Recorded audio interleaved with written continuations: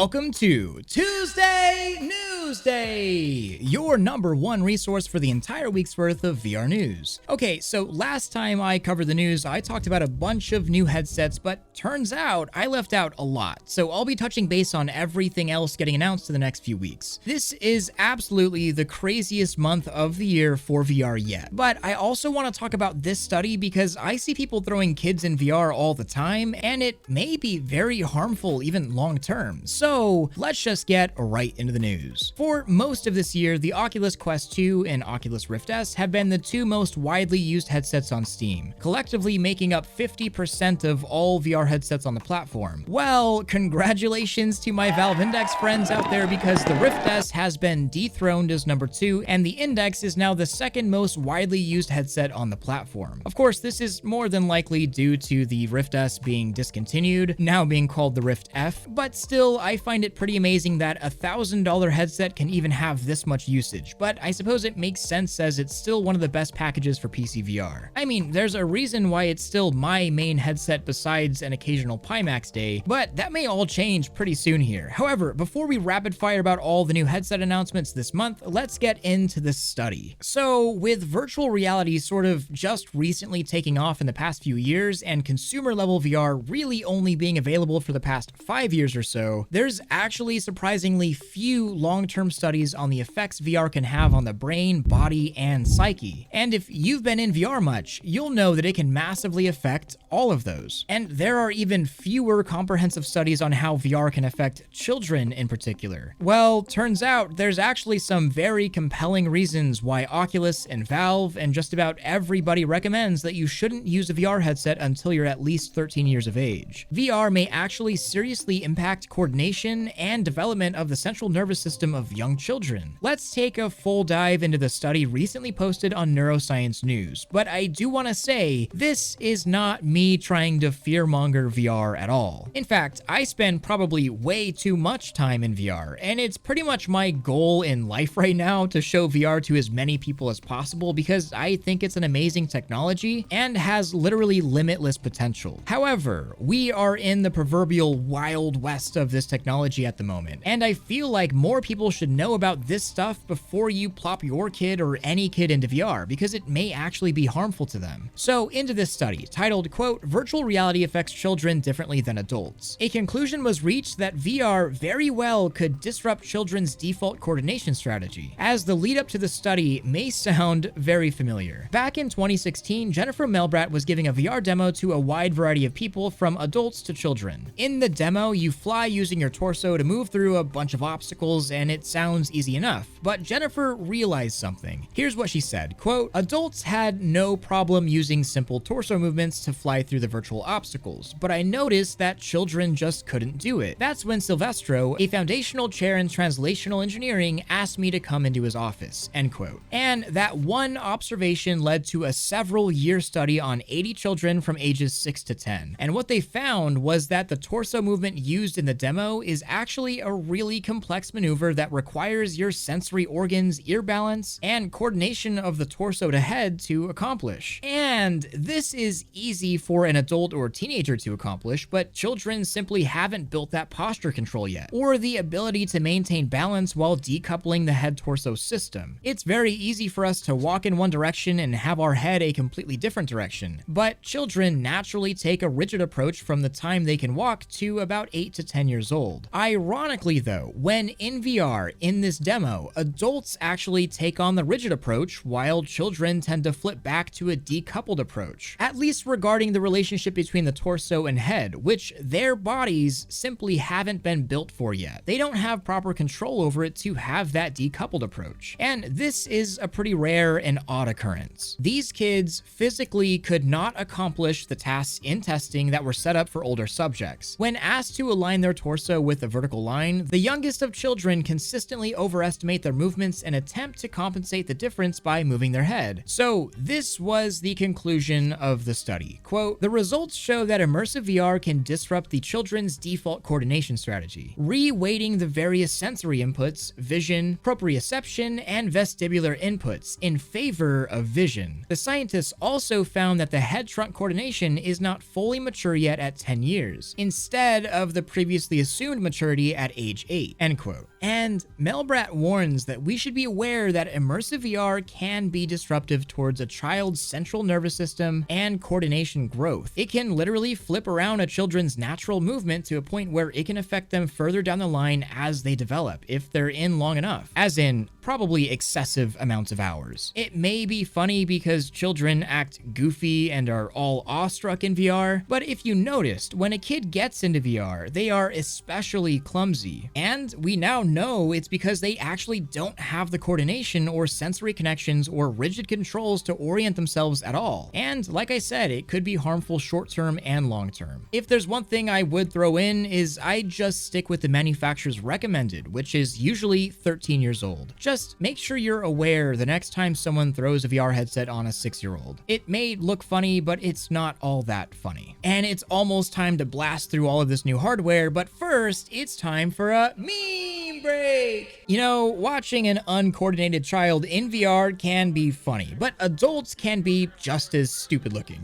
Here's just some classic VR fails to lighten up your day. Oh my god, be careful! Oh my god.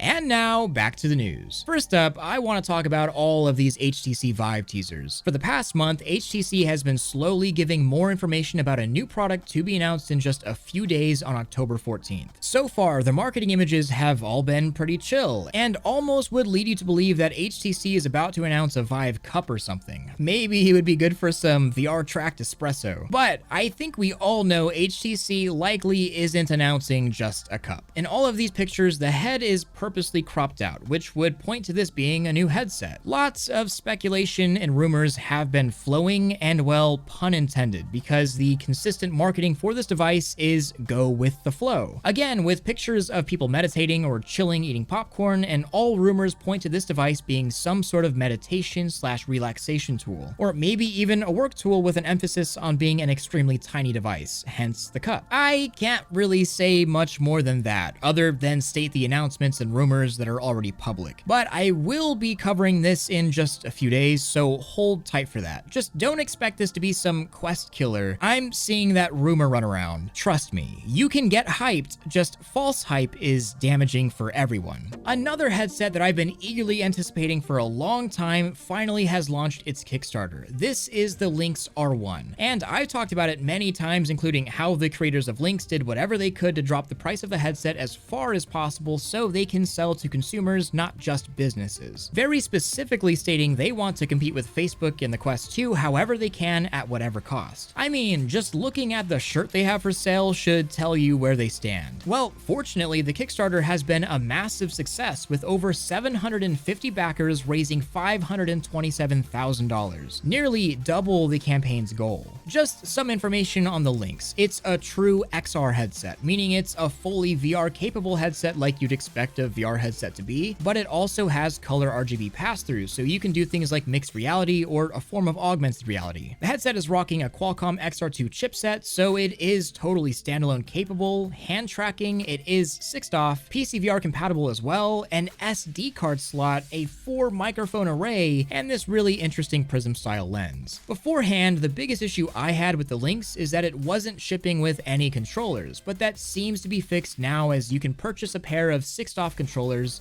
for an extra $100 on top of the $500 cost of the headset. I'm definitely looking forward to trying this one out. It'll be shipping in April of next year. And I just like this line in their campaign. We're selling headsets, not your data. But that's not all. There's another device to be announced this month by premium VR headset manufacturer Vario. I covered their ridiculously cool but also ridiculously expensive XR3 just a few weeks ago, and it was great, but that headset is a roughly $7,000 beast that, while pretty good at VR, it really shined in the mixed reality segment. Well, even though the XR3 and VR3 just released earlier this year, Vario have announced that they have a new product reveal right before Facebook Connect, taking place on October 21st, teasing that this is their most anticipated product reveal ever. Also saying that this will, quote, raise virtual reality to a whole new playing field. Vario headsets are known for being as designer as a VR headset can get, with crazy high resolutions to give near retina clarity, and trying one on for myself, besides a little pupil swim and needing a monster of a PC to run it, yeah, they so far have made the clearest headset I've ever seen. And taking a look at their most anticipated product reveal, I can only speculate on what this must be. Perhaps a totally new product aimed at consumers, or maybe even a crazier headset than the VR3 or XR3. Technology does move fast. Of course, I'm hoping it's something closer to a consumer headset, as I just want more people to try out Vario quality VR. But we'll be finding out exactly what this is in just a couple weeks.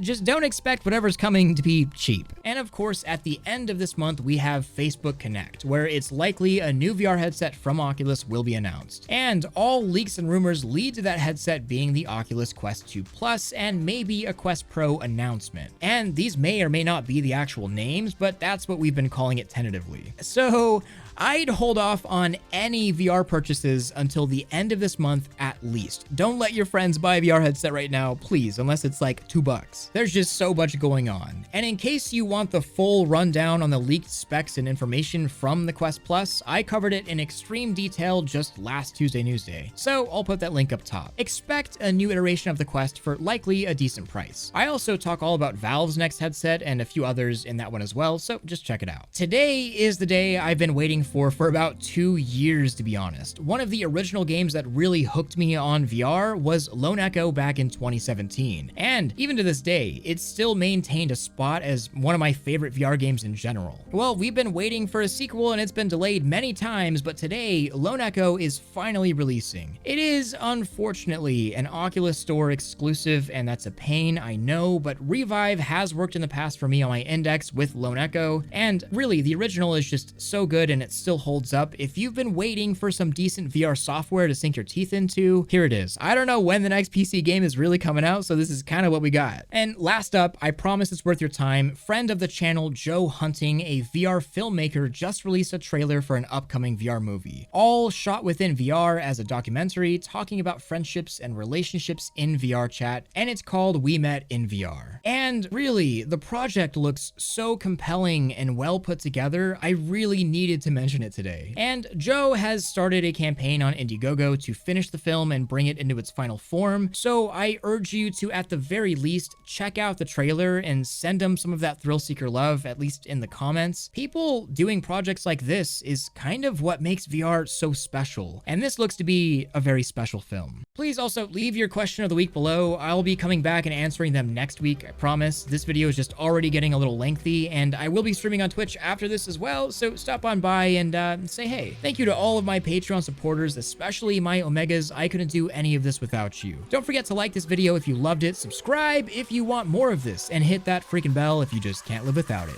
Much love, Thrill out.